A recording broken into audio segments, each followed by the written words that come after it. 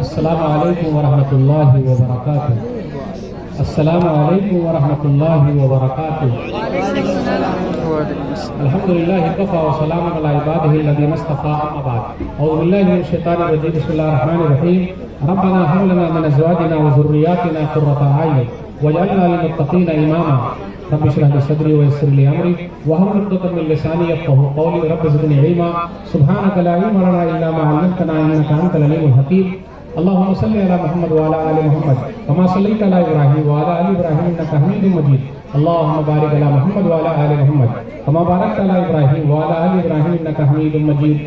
उलमाए कराम, बुजुर्गों, दोस्तों, साथियों, ख़वातीन इस्लाम, प्यारे बच्चों, मैंने सूरह फुरक़ान सूरह नंबर 25 की आयत नंबर 74 आप लोगों के सामने पढ़ी है। आज मेरा टॉपिक है, उन्वान है जन्नती औरत। सबसे पहले अल्लाह रब्बुल आलमीन का बेइंतहा शुक्र और एहसान है कि हम और आप यहाँ जमा हैं। अल्लाह ताला हम तमाम लोगों की हाजिरी को कबूल फरमा ले, आमीन आमीन। मेरा टॉपिक है जन्नती औरत। औरत जन्नत में जाए, लेकिन वो जाए कैसे? मर्द के लिए भी जन्नत है, औरत के लिए भी जन्नत है। नबी सल्लल्लाहु अलैहि वसल्लम के ज़माने की जो मुसलमान औरतें हैं वो सब जन्नती हैं। तो क्या अपने ज़माने की भी मुसलमान औरतें सब जन्नती हैं? एक सवालिया निशान। तब आइए जन्नती औरत की कुछ निशानी मैं बताता हूँ। जिस माँ के अंदर ये निशानी है, जिस औरत के अंदर ये निशानी है, वो जन्नती औरत है। आइए हदीस लेते हैं। नबी सल्लल्लाहु अलैहि वसल्लम ने फरमाया, मुस्नद अहमद की हदीस है, हदीस 1661, इज़ा सल्लतिल मरअतु खम्सहा व सामत शहरहा व हफ़िज़त फ़र्जहा व अताअत ज़ौजहा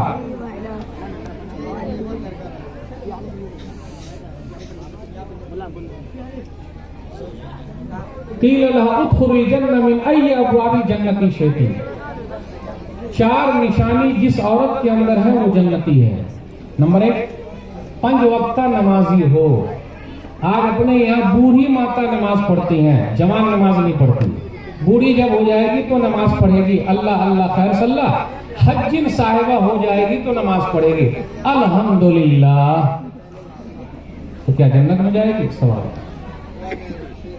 रमजान के रोजे रखे। नंबर 2, आजकल जिन बेटियों की शादी अब तक नहीं हुई है, माँ बाप रोजे नहीं रखने देते। बेटिया अरे रोजा रख लेगी, फिर रमजान के बाद शादी है तो दुबली पतली ना हो जाएगी, इसलिए रोजा नहीं रखने का। कितने माँ बाप ऐसे हैं, अगर बेटा अरब में कमा रहा है तो पैसा लेके यहाँ आता, वो पैसा खाती है और रोजा नहीं रखवाती है। बेटा इतनी मेहनत से अरब में कमाया और यहाँ रोजा रखेगा, बुढ़वा कहेगा। तो आज जो बच्चे रोजे नहीं रख रहे हैं, उनके माँ बाप रोजे नहीं रखते हैं। तो जन्नती औरत अगर बनना है तो नंबर 1, 5 वक्ता नमाजी। फजर में देख लीजिए, हमारे बच्चे स्कूल जाते, माँ क्या बोलते? बेटा सो जा, सुबह स्कूल जाना है। आजकल मुझे एक माँ भी नहीं मिली जो ये कहती है बेटा सो जा, सुबह फजर की नमाज पढ़नी है। आप में से किसी की माँ है क्या?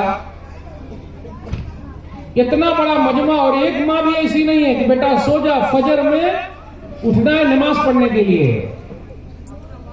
असल में हम खुद ही नमाजी नहीं है तो हमारी बीवी भी नमाजी नहीं है। तो हमने और आपने घर में कैसी बीवी लाए पता है आपको? चट मंगनी पड़ गया। पैसा वाली को लाते हैं तो भूसा न मारेगी, और ज्यादा कुछ बोले, दान दहेज लिया तो मुंह में जितने दांत है सबको बाहर निकालेगी। आप नमाज के लिए नहीं बोल सकते। ज्यादा बोलिएगा तो सीधा बोलेगी आपकी नमाज आपके साथ, मेरी नमाज मेरे साथ, जाइए। बड़े मुल्ला बन के आ गए हैं। और कितने लोग ऐसे हैं माशाअल्लाह, मस्जिद में तो आते हैं लेकिन उनके बच्चे नहीं आते। और इन साहब को इमाम साहब से बड़ी तकलीफ है। अपने गांव में जगह पर ऐसे लोग हैं जिनको इमाम साहब से बड़ी तकलीफ। जो बेचारा इमाम 5 वक्ता नमाजी है, बेटा नमाजी नहीं है, कोई तकलीफ नहीं। बहू नमाजी नहीं है, कोई तकलीफ नहीं। बीवी नमाजी नहीं है, कोई तकलीफ नहीं। क्या बोलता है? जब तक इमाम मस्जिद से नहीं निकलेगा हम मस्जिद में घुस नहीं सकते। या इमाम रहेगा या हम रहेंगे। आज तक कभी नहीं कहा या बीवी रहेगी घर में या मैं रहूंगा। क्या गलत बोल रहे? गलत बोल रहे? बोलबे नहीं गलत? 5 वक्ता नमाजी, रोजेदार, नंबर 3 शर्मगार की हिफाजत। नंबर 4 शौहर की जायज चीज में बात मानिए, जो जायज है, नाजायज में नहीं मानना, जो जायज है। आजकल जितने नाजायज काम हो रहे हैं उसमें बीवी ही कुसकाती है। फलना इतना दान दहेज दिल के तुम मतलब हो, ठीक मांग के लाइए, सूट पर लाइए। और क्या बोलती है पता है, अगर अरब में कोई कमाता है, हेलो पैसा भेजिए ना, फिर 15 दिन के बाद फिर फोन करती है, हेलो पैसा भेजिए ना। ये कभी भी फोन नहीं करेगी। नाश्ता खाए, चाय पिए, खाना खाए, आराम मिला। और एक बात और कहने दीजिए, जो अरब में कमा रहे हैं या बाहर कमा रहे हैं और उनकी औलाद यहाँ है तो गांव में और बर्बाद हो रही है। बीवी 50,000 का मोबाइल लेकर और गले में परस लटका के और नैका बुर्का पहन के सबको दिखा रहे हैं। और बेटा सब जो है पता है आपको, 1.5 लाख का फटफटिया लेता है और कट मारता है, जानते कट, इधर कट उधर कट, फिर उसके बाद 2 ही कट है। अगर पूरा कट गया तो कब्रिस्तान चला जाता है, कोई बचा कुचा तो अस्पताल चला जाता है। कितने लोग आप देखिए आपके गांव, मैं तो अपने गांव में जानता हूँ कि गांव में मर गया हो, इतना स्पीड में फटफटिया चलाया मर गया। और माँ ही मजबूर कर दे, इतना कमा रहे बउआ सबको मत दीजिएगा, 50,000 का मोबाइल दीजिए। अगर ऐसी औरत घर के अंदर है तब आपका घर कंगाल, और ऐसी औरत मिल गई कंगाल, जो सिर्फ पैसा पैसा पैसा। आजकल मुझसे और आज तक मुझसे, मैं इस लाइन में अल्हम्दुलिल्लाह 20 साल से हूं, किसी औरत ने ये नहीं पूछा है कि मौलवी साहब मरने के बाद क्या होगा, नहीं। हाँ, लेकिन बउआ पैसा कैसे आए, हमारा बउआ सब कैसे कमाए, है वही ना। तो जन्नती औरत की निशानी 5 वक्त का नमाजी, रोजेदार, शर्मगार की हिफाजत। नंबर 4 शौहर की जायज चीज में बात नहीं। आजकल हमारे घर की जो औरतें हैं वो नफरत सिखाती है। आजकल किसी बउआ से पूछ लीजिए, बेटा नानी के यहाँ जाएगा या दादी के यहाँ जाएगा, अभी मैं पूछ लेता हूँ इससे, तो ये बोलेगा कि मैं नानी के यहाँ जाऊंगा। काहे? क्योंकि माँ ने दिमाग में डाल दिया तेरा नाना सबसे अच्छा है, तेरी नानी सबसे अच्छी है, तेरा मामू सबसे अच्छा है, तेरे खालू सबसे अच्छे है, और तेरा दादा, तेरी दादी, तेरी फुप्पू, तेरा फूफा, तेरा चाचू। इसलिए माए नफरत पैदा कर रही है, और ऐसी माए हमारे समाज में है। अगर आप कहिएगा तो अभी मैं गिनती से गिना दूंगा।